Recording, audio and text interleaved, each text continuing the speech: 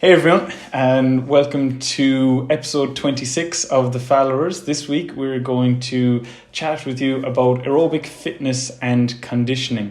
And we're coming to you during the month of January, which is a big month, I suppose, for everyone, for I suppose people getting fit, whether it's you're getting into fitness for the first time, or whether you're kind of looking to get back to match fitness in GAA or a rugby or soccer or your field sport or something like that. This tends to be a big month of conditioning, I guess, and building those base fitness levels up. And while a lot of the conversation tends to be focused on the fitness, I suppose the why behind it can be a little bit overlooked. So naturally enough, when we're thinking about our sport, or field-based sports or anything like that, we're looking to build up our base fitness to allow us to work much better on our much more into our intense interval running or high intensity type training later on in the year. So we're looking to build up a nice base to allow us to improve upon that.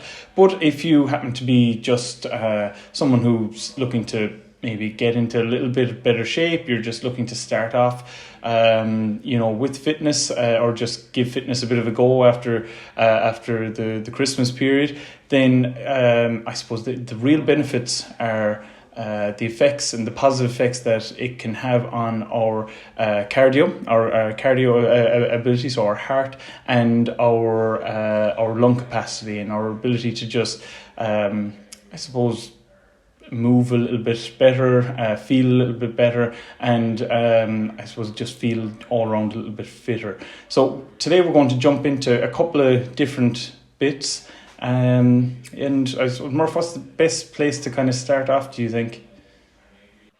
So really we look at this from the point of view of benefiting sports, but also benefiting general health. And just really our aerobic system, or so when we teach this leavens RPE, it's cardiorespiratory endurance or cardiorespiratory fitness, but you can break that down a little bit more in terms of what the heart and lungs are doing. So aerobic is generally what we're doing while we can take in oxygen, it's over a prolonged period.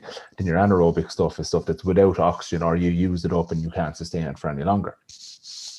If we think of like using intervals or even playing games, say if it's hurling or football training, you're playing all your small sided games, that's more on the anaerobic end because your heart rate's going up, you're using all these or generating these byproducts that cause you to slow down after a period of time. Recovery between all those and how quickly you can recover between those bouts of sprints or those bouts of actions on the field will be largely determined by how good or how well developed your aerobic system is. In terms of general health, Damien touched on most of it there, but just to make going up the stairs easier, going out and gardening, playing with your children, going for a walk or a hike at a bit of a decent pace or decent intensity, the more well developed your aerobic system there is, the easier all of that will become.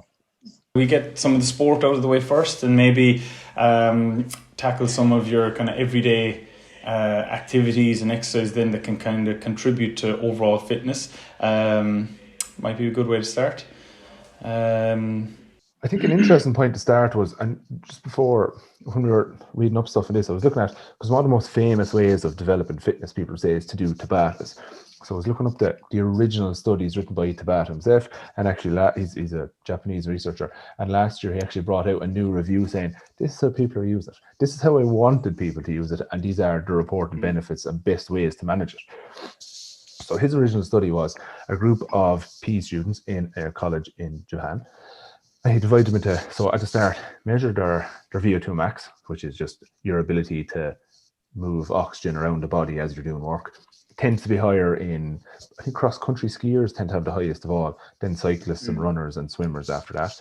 He also measured their anaerobic power, so I think it was how high they could generate power while still working at a reasonably sustained level. Everything in this study was on stationary bikes. So measured both of those, then divided them into two groups. One group did Tabata, so as hard as genuinely possible for 20 seconds, then a 10-second rest, 8 times. Although, as he said, true Tabata means you shouldn't actually be able to complete the 8 rep, and most people will fail somewhere on the 7th. That was 3 times a week, and then they did one session of 30 minutes a week, just easy, steady state stuff. The second group did an hour 4 times a week of easy steady state stuff. They measured them at baseline after 2 weeks, 4 weeks, and 6 weeks. And it ran for 6 weeks. At the start, there was no differences between the two groups. After 2 weeks, you can start seeing improvements. 4 weeks is where it got really interesting. VO2 max improved, so just your overall ability to deliver oxygen out to the working muscles improved in both groups, and a nice increase there. The anaerobic power increased in the Tabata group, no change in the steady state group. Week 6 then, there was a slight increase, but not statistically significant, increase in anaerobic power in the Tabata group, which shows that majority of benefits they were making were in those first 4 weeks, and it tailed off quite a bit in the last 2. The steady state group, again, no change in anaerobic power, but VO2 max continued to rise. So one of the few things they noted was that if doing Tabatas, it needs to be something that you can do at max intensity. Cycling works really well because you can measure it, it's controlled. Running will probably work quite well too, or any kind of typical aerobic exercise like that. The kind of standard jumping jacks, stuff like that, they probably don't work as well because it's hard to get the proper intensity and there's just too much other stuff going on. Now, if you still want to use the 20 on, 10 off protocol, that's grand just for managing time. But to say they're true Tabatas, they're probably not, and not going to elicit the same response. The authors are also saying that they feel the benefits from true Tabata style stuff, it's only going to be there for a certain period of time. You might get 6 weeks out of it, but realistically, the 4 weeks is where the real benefits were. I think that's going to be limited a bit as well by what your VO2 max is starting off. So with a higher VO2 max starting off, basically widening the base of that pyramid, the more potential there is to drive up the peak of the pyramid through your high intensity stuff. You possibly have 2 ways to look at that then. And we'll dig into what are the high intensity stuff that are specific to sport, that are stuff to general gym goers, like that in a minute. But basically, you can look at it in terms of do a block of 4 to 6 weeks. I think people who kind of start off in triathlon generally encouraged to build up that base at that generally low enough intensity to build up a large VO2 max, increase the size of the heart and lungs, and then stack some of the high intensity stuff on it. Other approaches would be you maybe spend 2 to 3 days a week doing the slow, longer duration stuff, and then 1 session a week of the higher intensity. Professor Stephen Saylor there in Norway, he's an American fella in Norway, but he spent a long time researching elite endurance, whether it be Kenyan runners, Norwegian cross-country skiers, rowers from Oxford, Cambridge, places like that. And he actually has a really good TED talk on this, just saying how everyday people can train like the world's best endurance athletes. And he really mentions the polarized method, or the 80-20 approach. Whereas 80% of your training is easy, slow, low heart rate, as they would say, putting in the miles. On the opposite side, your 20% is your hard, really hard, high intensity stuff. And we'll discuss as we go along reasons why that works. He actually had a really interesting point at there was a hill near his house, and he saw some elite athlete that he'd been testing out for a run, came to the hill and stopped and walked up, and he was like, I thought this girl was like class. I thought she wanted to like go Olympics and do really well. And just the next time she was in testing, he asked her, how was that? Oh yeah, she like, my training plan said I have to keep below 140 beats per minute, and I knew if I ran up that I had to go up, so obviously I was going to walk. And he was like, but I thought it was so important, like go hard or go home, no pain, no gain. She was like, I don't know, that'll give you benefits at the start, and maybe in the first year you might get stuff from that. But what separates the best from everyone else is the training discipline, and being able to do all of that relatively low intensity stuff helps you perform and get way more benefits then from the high intensity stuff when you come to doing it. I think actually on that one, I think Stephen Hunt, former Irish soccer player, drew a little bit of ire from Gaelic athletes a few years back, speaking about that exact subject, that he was like, the real discipline is in your the lower intensity stuff and your recovery and what you're able to do in that time, that's what differentiates the professional athlete from, well, what he was trying to say was the Gaelic athlete, but maybe your everyday kind of exerciser too. And it's a very interesting point, and one that's often possibly overlooked in some training camps. Obviously, most of my experience is in rugby and Gaelic football, but it's something you've come across as well, Murph, in that people look at you like, oh, we need to be doing more. We need to be going harder, harder, harder, year in, year out. And you're like, well, eventually you won't, like, you will break down. You will push yourself too much where you won't be able to recover, and that this is going to have a negative impact on your overall, I suppose, ability to improve and to keep going. Something that often professional athletes do get coached well in, that control. Yeah, and I think one of the reasons why it works is that, as Stephen Taylor says, that polarized approach, but he doesn't have it just divided into hard and easy. He really looks at it as hard, medium, and easy, and he wants the majority of his training to be easy, and then some of his training hard, and he really wants to avoid that middle zone. And what a lot of times becomes the issue is if you try and go hard too often, because it's so hard to recover and because there's just that build up of residual fatigue, without realizing it, your hard becomes medium, because oftentimes they don't have proper ways of monitoring it, and because you just can't give the output it's needed, it becomes medium. And then when you've a load of medium sessions in a row and you think you haven't had a hard one in a row, when it's time for an easy one, you're like, oh, maybe I'll get a bit of an extra benefit from this easy one and push it up into medium, and you end up just having a whole pile of medium workouts, which again are not bad. Like, there are going to be benefits, but by being a little bit smarter and a little more deliberate in what you're doing, you can get so much more benefit without wrecking yourself half as much all the time, and saving those big efforts for the couple of sessions a week where you're really, really going for it. Now, I think Stephen Hunt also drew a bit of ire, saying like, oh, you know, like, I have to recover here and I'm supposed to pick up my friend from the airport. I don't know, can I do that? I was like, oh, come on out, relax a bit there.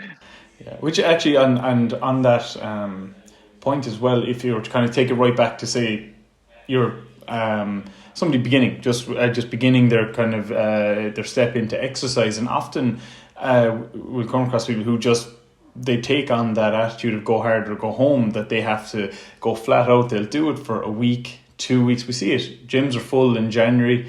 Then February, they're kind of dropping off. By the end of February, places are back empty again. We see the jokes every January, with your regular gym goers giving out about all the newbies in. So, but a lot of people do take that approach of just go hard or go home. They go too hard, and they're not capable of sustaining that level. And whereas actually just training at that lower intensity, building up, and then picking when you do go hard once you're in a position to, and having it all kind of come together as part of an overall program is so important. Some of the reasons suggested for this, and Joel Jameson, who we would have mentioned before, he wrote an excellent book.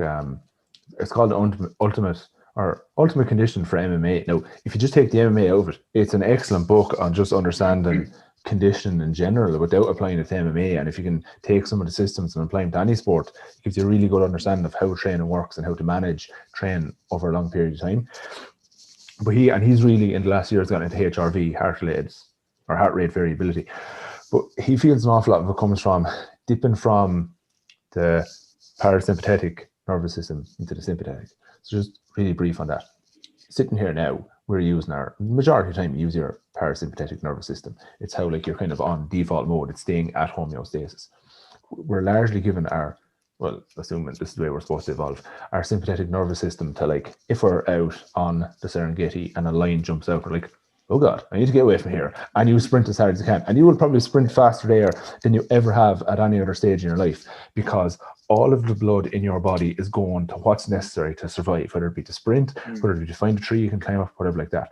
There is now no real blood going to your digestive system. There is no blood going to any organ that is not currently working to save you. We've now used, or we try and rely on that system, sympathetic nervous system, to drive the big adaptations of training, like a big sprint session, like a big football match. Like, you're there dressing beforehand and everyone is shouting and roaring to build you up. It's to get into that system. That's why some people have digestive issues around games, why they get nervous, why they can't eat, what caused those butterflies. It's because that is happening. Trying to get there too often just places way too much of a stress overall on our system. That's why people who tend to be stressed a lot at work have digestive issues, why they get stomach ulcers, why over time they tend to get some kind of heart issues and stuff like that as well, because they're constantly dipping into that, or they're routinely in that sympathetic nervous system without being able to bring themselves back down. It's why you see sometimes, particularly the likes of American football, where you have this really high output sports, that they try and get the players to really calm themselves down. Where, like, over the course of a training week, their training can be so simple and um, low intensity, because they're just trying to build up for that big load of outputs on Sunday, and then spending the rest of the week calm and back down again, because your body can only go there so often, and the higher the stresses you're putting on it, the less, like, the longer it takes then to recover at the far end. So those high intensity sessions, because they're so much more difficult on our body, we need to spend the rest of the time preparing ourselves, bringing ourselves back down and nice and relaxed for it. Again, it kind of comes. It's a tough thing to try and get through to some people. I find it especially tough in team sports when you're back in the field. You might be, say, if we take January with Gaelic sports, there we're looking at 2-3 days a week on the field normally. I know we're not there at the moment, but normally 2-3 days of the week, and everyone expects all three of those sessions to just be, not everyone, but a lot of people do expect them to be gung-ho. A lot of coaches often expect them to be pretty gung-ho. It's kind of like, yeah, we'll do our skills closer to championship, we'll play a bit of ball closer to the games, but for the time being, just run, and it's just go, and we'll just push. I want to see lads being pushed to those limits.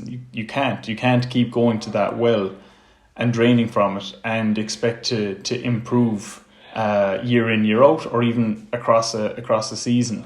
It's I know it's changing a bit, but you still come across it. To be fair, a couple of times a week you probably can. It's just being mindful of what players are doing the rest of the week. Like, if you're there Tuesday and Friday night and you're pushing really hard in the runs, you cannot then expect to do really heavy gym session Monday and Wednesday. You can't expect them to go out and do a power session again, which is fast and heavy loaded with a lot of speed to it, Saturday morning, and then try and bring intensity to an internal game Sunday morning as well. But to push 2 times a week, I think that's fairly ideal. It's just not expecting players to go and do hard runs or hard other work in their own time. And I think that's possibly where it is that the training models that are there at the moment are kind of 5 of the 7 days of the week are training. And even if you do have a lower intensity, say, gym session or something in there, without a little bit of background education there on what it is that you're looking to get out of it, why that session is supposed to be a little bit lower intensity, and how it'll improve your overall I suppose fitness and so forth. I often come across people wanting to do more. They're pushing themselves to do more without seeing maybe the bigger picture. Or I might come across coaches who are requesting for lads to be doing more without understanding the reason that you do need to pull back, that you can only go to that well a certain amount of times. That if you're going 5 days of the week to push in that, if you're getting in, even big hypertrophy gym sessions where you're trying to push up the weight, but you're also trying to really increase those reps. Then you're getting on the field the next night, and you're going hard. You're really pushing. You're really digging deep there, and then you're going back into the gym the next night. It will burn out. You'll burn the candle there at both ends, and you'll struggle to make improvements. I think it's important there to realise that at the start of the year, you have to outline what the main things we want to improve at a certain time of the year are. Now, I think that is very much following a linear periodization model, which possibly doesn't suit itself that well to field-based sports. I think most soccer teams now have moved more to a tactical periodization approach, and they will have like different things. Like, they'll try and develop most at once, but at a low level, and then 1 or 2 key focuses that rotate slightly every day of the week or every 4-week block, whatever like that. But if you're trying to build up aerobic fitness or anaerobic fitness, you really shouldn't be focused on hypertrophy as well. You just cannot combine the two of those. A beginner in their first year of training, yeah, fair enough. Like, everything will improve. Like, if you just went and did kettlebell swings 3 times a week, and you're a complete beginner, you'll still probably develop everything else. But to be more focused on one thing, you have to be careful of what you're doing. You were saying there as well about people looking to do more or extra sessions. I think that definitely can be accommodated. We just need to be careful with what those extra sessions consist of. So if we're going to hopefully most teams will be able to go back to train end of March, club teams anyway. it's very difficult to justify bringing everyone together for a slow, low intensity run or doing all of our skill work at really, really low intensities, because like you don't go for that. You go to train hard, you go to push yourself. It's spending this time now preparing ourselves for that, but also managing the other days a week. I think that's where we can really try and increase those VO2 max scores, that aerobic development, just the ability of the heart and lungs to work for kind of prolonged periods of time. If you think of like the traditional trend on the pitch, like I would use mass quite a bit and I would use small sided games. So your mass stuff is like your 15, 20, maybe you might push up to slightly longer, 15 to 20 seconds. You're covering somewhere between 75 and 100 meters. 1 is to 1 work to rest, 2 sets of 8, 3 sets of 8. You push it up over time. We'll dig into mass a bit in a few minutes. But that's what you're getting in training a lot. Should we now prepare ourselves for those by doing something similar, or maybe look at slightly alternative types of training? Possibly, I would be taking the view there of a lower intensity than that to prepare for it. So things like, I suppose a very common one at the moment really is the likes of your 5k runs, and I know it's depending on who you're following and stuff, you might question some of the run times that are on that. But I think we were talking beforehand about keeping your heart rate low. You don't need to really be up into 160 plus range for that. Like actually finding a pace that where you can keep maybe under 150ish should be good. I know you're doing a little bit of your own stuff at the moment at under 130, which might be tough for people to apply themselves to, but the benefits of doing that type training for maybe the next 3-4 weeks in a build up to when we will hopefully see teams back on the field at club level anyway, could really build up a good, as you mentioned with that triangle earlier, a good wide base there, so you can really start to build up everything else once back. What are your thoughts in around that? Yeah, so I think if we tie it back to the Tabata study there, and we had the 20 seconds of going hard and getting the main improvements in the first 4 weeks, if you're fairly sure you're going to be doing runs like that when you go back training, why would you use up the potential benefits now? And then when you go back training, you're like, oh, I was flying the first week or two, whereas everyone else seems to be passing me out to get more fitness benefits from these. Why is that happening?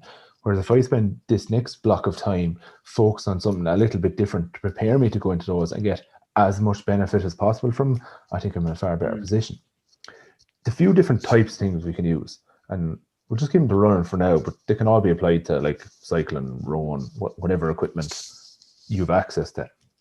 You have your obvious 15 on, 15 on, 20 on, 10 off, 30 on, 30 off. They largely fall into the same bracket. They will give benefits. They'll give a lot of benefits.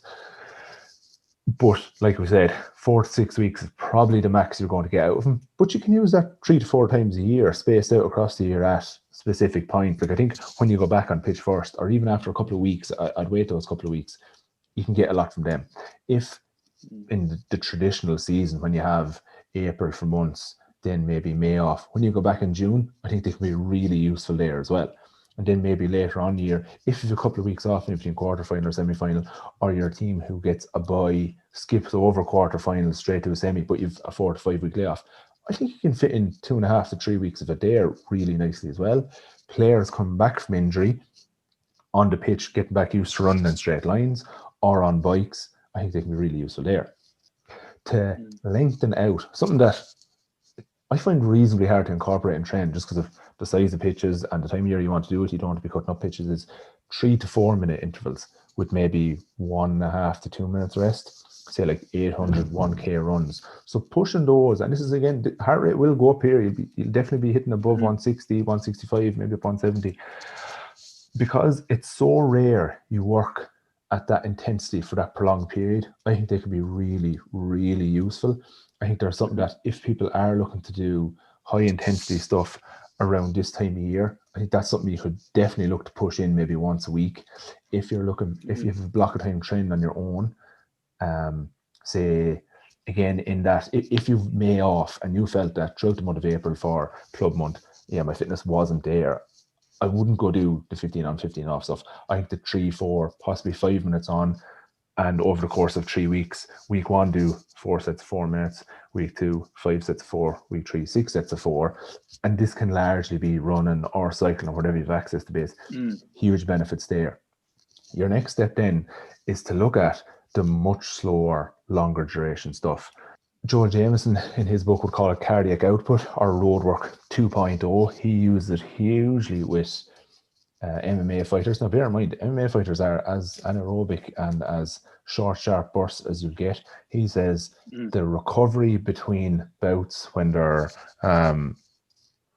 what's that, when they're not actually fighting, but they're not pretend fighting in training. What's that? Shadow boxing or stuff like that. Yeah. Rolling or something. Yeah, rolling, scrimmaging, whatever it's called. But he says the ability to recover between bouts of that. The quickest players who recovered from all of those or athletes were always those who've done the most cardiac output or roadwork 2.0. I saw Longford footballer Mickey Quinn, who was out in Aussie Rules for a few years. So he had up just a tweet last week there with his Polar app on, an hour and 10 minutes of cardiac output just on a bike, heart rate around 130, 131, I think was his average, just watching Joe Rogan. It's like nice and easy, keeping heart pumping around, oxygen going to various parts of the body. You can be doing something else while you're at it. This time of year, I would definitely have at least one session of that in, if not two, to build up and widen that base. I'm trying to do it running wise at the minute, because you're not looking to, and you can divide up into central and peripheral adaptations. We'll touch on that in a while as well. But spending that time just growing heart and lungs, getting blood flowing around without overly taxing the system, I think that's really, really setting you up now to benefit from the harder intervals in the future, whether they be mass runs, whether they be small-sided games, whether they be the 3 to 4 to 5 minute intervals. I think they can work really well alongside each other now as well. 2 to 3 times a week of the slow cardiac output style stuff.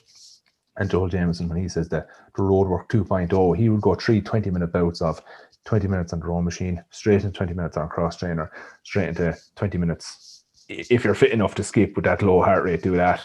Cross trainer, bike, ski erg, whatever it might be, as long as it's cyclical and you can control a heart rate between kind of 120 and 130, maybe a little lower. Sometimes it's hard to keep it up on a bike just because you're only using legs.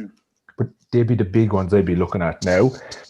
And then, as you said, the 5K or any kind of distance from maybe 1 to 5K, pick that maybe every couple of weeks and just go for it. Like, push yourself, see what do you get. Can you break the sub 25K? Can you break the 12 minute or 11 minute 3K, whatever it might be like that. I wouldn't be looking to do that every week, but every 3 to 4 weeks in this block of time. I think that's a real nice thing to be monitoring progress over time, but also gives you the opportunity to just push yourself and have a hard run and feel like wrecked after it. There's quite a lot in that, but it's still it's how you apply your overall program really. And I suppose for anyone who is happening to, I suppose a lot of clubs are putting out programs at the moment, which is handy, but for anyone who's kind of take it on themselves to build their own program or training plan, maybe if they're building it around their club plan, to make sure they're actually thinking about what it is that they're doing, that they're not taking a club plan that is nicely staged for them to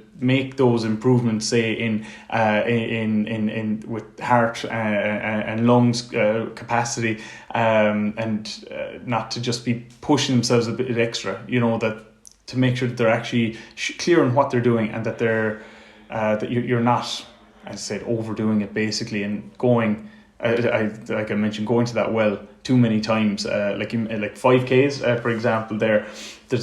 It is a trend. It is a big thing. The first lockdown last year, there was a lot of these, and there was a lot of, as I said, questionable times coming out from different areas. But it's focusing on yourself and make sure that you're not going out 3 additional days, maybe 3 or 4 additional days in the week, just to hit a 5K as fast as you possibly can, because you're especially if you're doing those other bits of training in there, that you're just making sure that you're actually following a plan and not just basically wrecking yourself for a few weeks, because that is going to result in 3-4 weeks later, if you do happen to get towards the end of that plan, when everyone else is looking to make those improvements, you will find, as you mentioned a few minutes ago, you will find that other people will be able to improve in those runs you might be doing together, team training. You'll notice you're not making the same level of improvements, because you just won't be. You'll have kind of drained yourself a little bit too much. You'll have pushed yourself a little bit too hard with those. Something we bought invested in recently is the heart rate monitor, to have an eye on how hard we're working, look back in our sessions, all like that. If when it comes to the harder sessions, ideally you want to be pushing 160 above for those 15 on, 15 off. You might not hit the first few sets there. It does take a few reps of that to get up into the higher heart rates, particularly if you're doing stuff on a bike and you need to go a little bit longer there. The 3-minute stuff could take a minute to get there, and then you're trying to sustain that 165, 170 intensity. When it comes to doing a hard run, don't worry about what it is. Just run as hard as you can, see where it was at afterwards. And just, it could be something over time you realise that my 5K has largely stayed between 20 and 21 minutes, but I've noticed my heart rate start to come down while I do them. A nice way to monitor improvement. And then that cardiac output, like I said, 115, 120 to 130, somewhere in that zone, and sustain it. I think realistically, I would even say 20 minutes of that is probably too little. I think you do need to be hitting the 30-minute mark if possible. Now is the time to drive up the time on that. I'm not going to mention it again now, but Stephen Saylor always says the hard intervals, you want to intensify them. So make them harder in the time you're doing. The short stuff, you want to extend them. So don't make them harder, try and make them longer. There's stuff that happens in that second hour of a long, slow distance run, cycle, whatever it might be, that is so powerful to your body in terms of improving fitness. And the only way you can get to that second hour is to get through the first hour. You just have to sit there and get through it. And when we mentioned earlier the sympathetic versus the parasympathetic nervous system, one of the best ways to know a slow, low intensity bout of exercise has been beneficial is you're starving after it, because your parasympathetic nervous or sympathetic nervous system hasn't kicked in. It hasn't shut off any of your digestive systems or anything like that. It's just still digesting food away, no problem. And because it's longer in time and you've burned up quite a few extra calories there, you're mad for food afterwards. Also, when you go back to the pitch, and hopefully you will try and do a certain amount of conditioning and just developing your sport from small-sided games. They're short, sharp, intense bursts. Not that dissimilar to the 15 on, 15 off, but the way the game will be broken up for you, it will be all those. Because you're going to get so much benefit from them, again, similar to the Bata stuff, with so many benefits earlier in the block of training there, set yourself up to benefit from those beforehand by doing other stuff. Yeah, so I suppose I'm just from what you're saying there, Murph, often people might hear about this as your HIIT versus your LIS type training. Just for anyone who maybe hears that kind of terminology kind of being passed around, but maybe is a little bit unsure about, the differences of them, or the effects that each one can have. So when we're talking about our HIIT, we're talking about our high intensity interval type training, which is, like, I suppose Tabata will kind of get you there as well, with that kind of stuff. Depending on what you're doing, it can get you up there. But your list really, where we're talking about with your parasympathetic kind of nervous system, your low intensity, steady kind of state, long, longer duration type stuff is this is an ideal opportune time to really kind of get that in and build that up. Yeah, there's an awful lot of debates over which is better, the HIIT or the LIS. Like, they're both fantastic. They're just used for different reasons and give slightly different benefits. Like, obviously, both are going to work the heart and lungs. If they're both done in running, they will work the legs. If they're both on cycle, they will work the legs. But they'll just bring slightly different benefits. If you're forced to choose one over the other, you wouldn't. You just say straight up, I'm going to do them both, just at different times of the year and in different ways. HIIT can be. There's an excellent book. Okay, it's quite expensive now, but if you can find it somewhere, by Martin Boucher and Paul Lawson. So just HIIT science, and they give first few chapters give an overview of what HIIT is. Basically, it's anything of bouts on, like, some people say under 20 minutes, but I kind of look at it as either it's your 1:1, 15 on, 15 off, 30 on, 30 off, minute on, minute off, or your longer stuff, 3-minute intervals, 5-minute intervals, maybe even 10 intervals for longer duration athletes. They're all HIIT.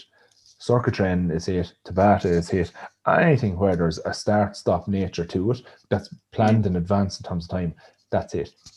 It can be bike, circuits, running, row machine, anything you want really. Your list then is on a treadmill for 20 minutes, on a cross trainer for 20 minutes. You could call going for a walk.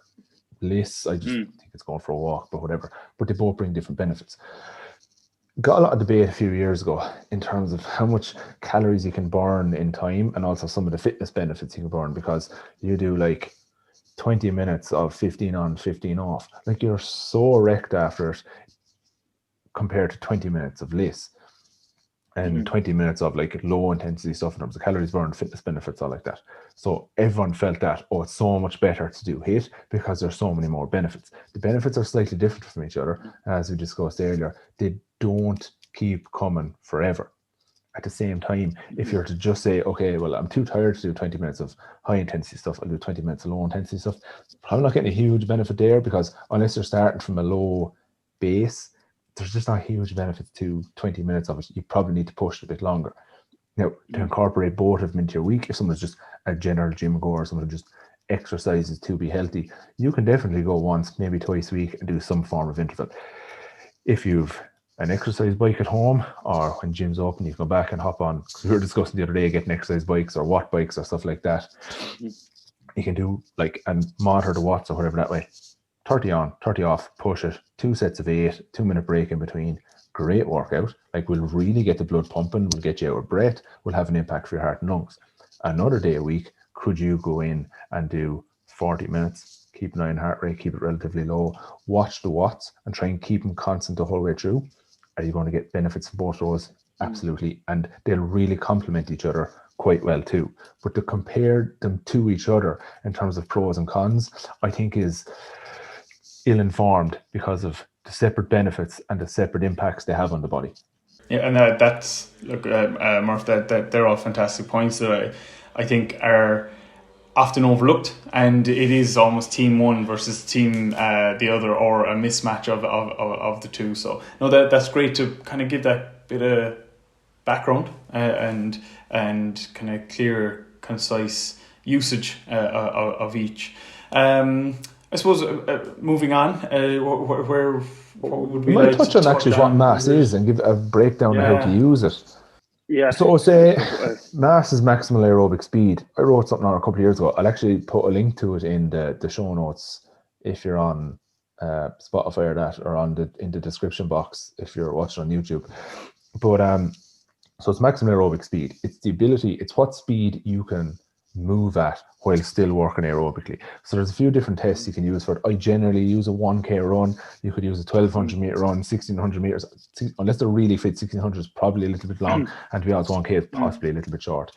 A lot of teams will use a Bronco, which is 1200 meters long as well. Yeah, 1200 meters. Yeah. It does bear in mind turns, but a lot of your mass runs will use turns. So basically, we'll touch on it first just as an individual to go out and do this themselves and set up a few weeks of runs. So you go out and run 1200 meters or do your Bronco.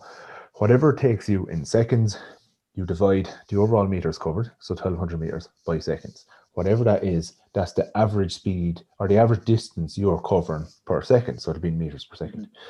So that's your 100%. Generally, to improve fitness in terms of intervals, you want to work above 100%. So you'll kind of use the percentages based on the time you want to work for. So often you would multiply that time. So say if Damien there gets 4 meters per second is his average meters covered aerobically, he will multiply 4 by 15, which is, off the top of my head, I should have planned this out. That's 60, isn't it? That's 60, yeah. Yeah. I wish I had a calculator with me now. So if he was to run at that 100% and break up a lot of 15 on, 15 off intervals, he covers 60 meters in 15 seconds, rest for 15 and cover 60 again. But because he wants to work above that 100% and drive up his MAS or maximal aerobic speed, he's first going to multiply the 4 by maybe 1.2 to give him 120%. And then multiply that by 15. So he's going to end up covering around 72, 75 meters now. Covers at 75 meters in 15 seconds, 15 seconds rest, and runs back and repeats that. 2 sets of 8, 3 sets of 8, build it up over the course of a few weeks. You could possibly start at 115%, do 3 weeks of that, and then do another 3 weeks, building up over, maybe 3 by 8, 3 by 10, 3 by 12, 115%, then 120%. And that's a nice 6-week block to do there. And that's grand for your 15 on, 15 off. If you're looking to do longer intervals, you could maybe drop it down to maybe 105%. So you multiply again that 4 by 1.05, which I have no hope of working out in my head here now. Then to figure out what distance you cover in a minute, multiply by 60, in 3 minutes, multiply by 180. And that gives you set distances to cover in set times. I find it works really well when working with teams, because you look to see is there any gaps in their time. So someone might cover the 1K in 3:05, someone else in 3:30, someone else in 3:40 or 3:50 even. You don't want the 3 of those doing the same runs.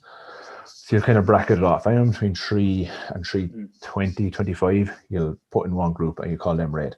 Another group that goes then, so say from 3:25 to 3:45, maybe 3:50, they're your blue group. And then everyone slower than that goes into a green group. You just pick the average or someone in the slightly upper bracket there, calculate out their times, and everyone in the red group does that distance. Everyone in the blue group will go off someone in the middle or slightly in the upper end, and someone in the green group, again, will go calculate their times and work everyone off that. It works really well for managing a group because everyone is running for 15 seconds or 20, and everyone is resting for 15 seconds, and you just calculate out 3 distances. So you have 2 red cones left down 78 meters apart, and your red group is doing that in 15. Your blue group is doing 73 meters, and your green group is 69 meters. But they're all still working at the same time. After about 4 weeks, you'll retest because you realize some people will respond so quickly to that, particularly some of the green group who maybe have done no work previously at all. They'll like jump right up to top of the blue group maybe, whereas there might be a few in the blue or red who don't really improve much at all. They just tend to be at a high base level of fitness but don't respond much to training, or have done a pile of hit stuff in their own time, and now when they get back on the pitch and are exposed to more of it, the potential for improvement has tapered off. It's something I wouldn't base all my training on, but certainly something I'll dip into at least once a week for your block of pre-season. But like I said, there's a calculator and everything that'll be in the show notes if you want to go on and dip into that a bit more. Have you much experience of using that? I don't use it too much. No, I largely go with tempo runs normally, but I have trained myself with mass runs, and you do find, I suppose, it brings a little bit of competition to those type training sessions too, across team sports anyway. I suppose I'm very much speaking from personal experience of my own team training, and you find lads kind of they might not do well in a time trial, but they get a little bit hungrier when they see the distances planned out, and they're like, I want to get up that group over there, and you'll see guys trying to move up through the ranks pretty aggressively there at times. I find look, it's a very easy one to set up, and obviously when you're training teams, it's incredibly beneficial there, because it's very hard to get everyone going at the same intensity to ensure that everyone is improving, and monitor everyone. If you're not doing things like your mass runs or tempo runs or anything like that, obviously it's a great way to kind of bring everyone together there. And as you said, for like at least one session a week, it's a very easy one to set up. It's very quick, and it's very controlled to get through in a session too. I suppose where I may have my questions in around it are possibly how it's implemented or when it's implemented in a training session. And I think we may have touched on this before in our in a previous podcast, but if you're trying to get through a couple of things, like you're trying to get through your skills work in a session, and players tend to know, and players know that something like this is coming at the end of their session, and they know that maybe you've done it for 2 or 3 weeks and you've bumped it up to 3 sets of 8 or something, but you know this is going to be plopped in at the end of the session. I find that it can be a little bit of a deterrent to pushing yourself at the other parts of your session too, that some people like to hold themselves for it, and you might be left with people who are like, you get to the end of the session and they're flying, but you haven't seen them all session doing putting in the same intensity into other things. So I do think it's something that possibly should be maybe a little bit of focus on it, or used maybe a little bit earlier in your session, where you're working through it. You want people to get the work in during those mass runs, and because that really is the focal point of your pre-season type training, or your earlier in your season type training. It is the focal point of that session. So it is important, I think, to maybe get that in there, and then maybe move on from that to your more sport specific type work. That's a really good point in terms of how it can impact. Would you found anything like that, or? Yeah, no, in terms of motivation as the season goes on. Damien Quigley, he's from part beside me right now. He's a top class coach, does a lot of work for Leinster GA and Coach Ed and all like that. And he says what he likes to do is you'll have your kind of standard straight line 120%, but he'll play around with the percentages a bit. He'll play around with, instead of just running a straight line of 75 meters, I might get him to run 60, turn around and come back 15, and just put these slight variations on it. But he'll break it up throughout the sessions in warm up, game, block of mass runs, skill development, another block of mass runs, finish with a game. So it's dipped in throughout the session. There's still bits of high intensity. There's a game, the little carrot dangling in front of everyone at the minute. There's the skill work at quite low intensity there in the middle to make sure there's decent recovery. And most hurlers go to the pitch to play games and develop their skills. So that's surrounding all the mass stuff that's there in the middle. As he says, without following that, okay, we're going to start with 2 sets of 8 at 75 meters, then 3 sets of 8, and then 3 sets of 10 75 meters. He's breaking up the percentages a little bit. If it was a scientific study, no, you definitely could not do it. Are players getting fit from it? Most definitely. But it also it's not the same monotonous type run the whole time. And it's just a really nice way to vary it up for players, keep a little bit more engagement there. Yeah, which is incredibly important. That's a huge part of the training, and it I suppose it's something to keep in mind when we're talking about anything here from a conditioning perspective, a training perspective. You still have to remember that there's players there on the field, or they're there to play the sport. And I know we've mentioned it in previous podcasts. They're there to play the sport. So it's you're not trying to, I suppose, hammer guys with just conditioning, and that's your session kind of done. And that you want people to push themselves with that, but you want people to enjoy the sessions that they're going through too. And it's just an important point. Sorry to rant on about it there, no, but it's an important point, I think. It must, and you usually don't want to break this up, but it is still if it's for a sport, it's still there to support the performance in the sport. If players are at a decent level of fitness and you trust them to do a bit of work, whether it be low intensity, whether it be slightly longer intervals in their own time, and you can do the majority of your conditioning through games because their motivation is high enough, you can adapt the rules enough not to completely take away from your own game plan, and their skill level doesn't let it break down, then get it from playing the sport. We're both finding massive benefits lately from using the heart rate monitor and tracking it, and it's really interesting. If I had a bit of money and I want to buy something for my sport, the first thing I do is make sure I have a hurl and a few slitters or a bag of footballs. The heart rate monitor is down that list, while you obviously want to be fitter because it makes your sport easier. Being better at the specifics of your sport is still going to have far more of an impact there. Yeah, no, it's something that we've there's a fellow from the Stoll, Carl Dillon. He's in the process of kind of trying to get his masters published at the moment. It's on bilateral play in Gaelic football, and one of the things he's constantly on, he's you see hurlers, he's a hurler because they'll be walking the street going for coffee and they have a hurl in their hand and they'll have a slitter in the other, and they're doing something with it. But he was it's much harder to find a footballer. It's much harder to spot someone like that. No, I'm not suggesting baseball players, tennis that everyone just walks around with some kind of a weapon in their hand, but it's still something you do notice about them. And I do feel that, I suppose, from my heavy experience in, say, rugby or Gaelic football, that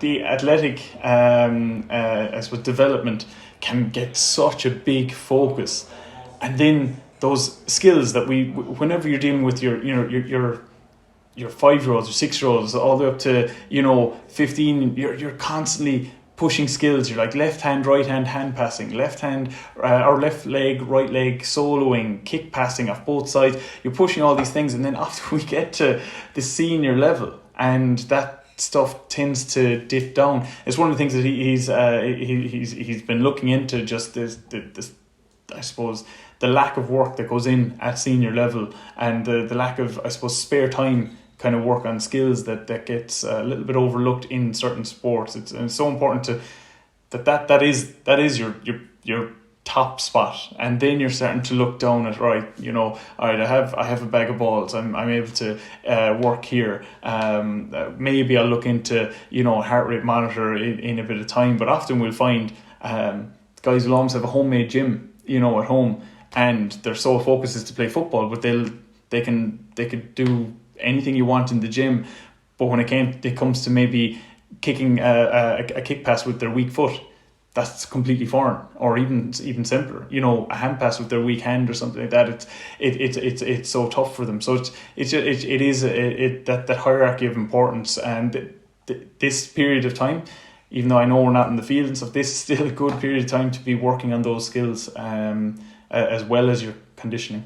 And they can most definitely be incorporated together. Like if you're going down to the pitch to run a block of tempos, set up some mass runs, do a few laps, like you can do your warm up, pucking the ball off the wall, kicking the ball to a buddy, kicking the ball off the wall, just leaving out a few balls, picking them, having a look, kicking it, leaving out a few cones. Like 20 minutes of that will do so much for keeping skills topped up and a bit of development.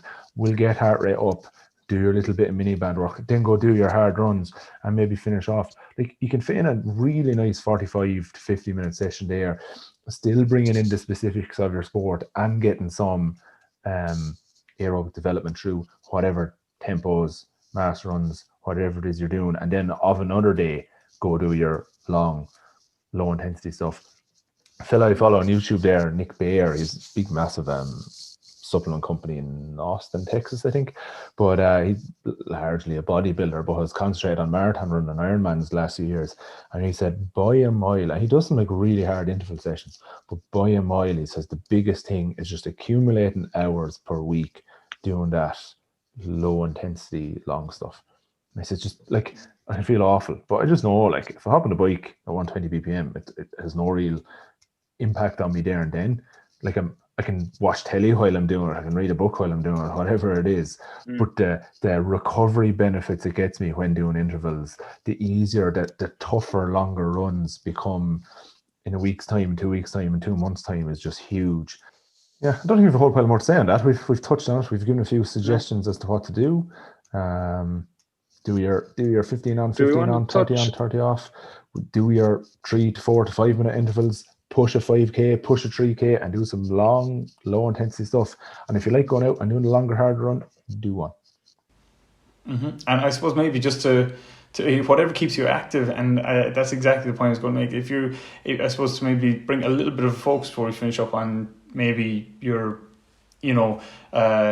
somebody who's just beginning. This, as I said before, this is the time of year we see a lot of people getting going and trying to make steps in the right direction from an overall health perspective to try and get a little bit of improvement in their fitness. And often we'll see some people as coaches will program for even just getting out and getting in a walk, but it's not as commonplace, and it, depending on where you're at, obviously depending on where your starting point is. But for a lot of people, especially over the past maybe 10, 11 months, getting out and about, getting out of the house and actually getting in a walk, getting yourself up to a point where if you don't have a heart rate monitor, if you don't have a smartwatch that tells you your heart rate or something, maybe getting yourself up to a point where if you were to keep a conversation with somebody, you might have to take a breath or two, in between different sentences. That kind of a rating that we don't need to be sticking here at our measures, our specific measures. Now I know there are Apple Watches, Fitbits and everything around quite a lot, but if you don't happen to have something like that it's still a great that you can still get out, you can still measure yourself or keep an eye on yourself or track yourself just with something as simple as just watching how you're breathing, you know, and being kind of, you know, getting yourself maybe somebody to walk with, and just getting yourself to that point where, you know, you do need that extra breath or two in between sentences. That can be a great start for a lot of people. And I do think that you know, when we're talking about it, we do have to keep the wider public in mind at times, that not everyone is going out doing mass runs, not everyone is going out doing intervals, not everyone is up for monitoring what they're doing, but just to get generally active and pick a starting point there like that. It's very important just to start at where you are at. Yeah, running can be quite, I suppose, intimidating for people who are just beginning exercise, because if you've grown up playing a sport with a lot of running involved, just going for a run is fine, like you can do it. If you haven't done much running, there's an element of a new skill to it, but like that landing can be so tough in your body. So why like a couch to 3K or a couch to 5K can be a nice starting point if you previously ran. If you're new to running, I would be very, very careful about building up what you're doing. Get walking at a decent pace, look for some hikes, look for some hills. They're so beneficial to health. Like I always say, the biggest thing that will impact someone's health is getting 10 to 12,000 steps a day. If you're currently taking 3, aim for 4,000. If you're currently getting 4.5, aim for 5.5. And look over time to build yourself up to that 10 to 12, possibly more mark, just for general health. The benefits from extra steps, extra walking, as you said there, just being slightly out of breath are so beneficial. And on that, I think we'll wrap up. Yeah, no, that's kind of, yeah, I think we're good. I think we're good there, Murph. Yeah, that's it's been great. Shane's been fantastic today. Shane had some serious internet problems today. Yeah, just for anyone who's wondering, if you did happen to tune in, I know we've got a lot of positive feedback on Shane's accent, so apologies for him being missing today. But yeah, no, that's great. And we'll be back with a guest next week. Yeah, we've well, hopefully exciting. So looking forward to it. Sweet. Good luck, everyone.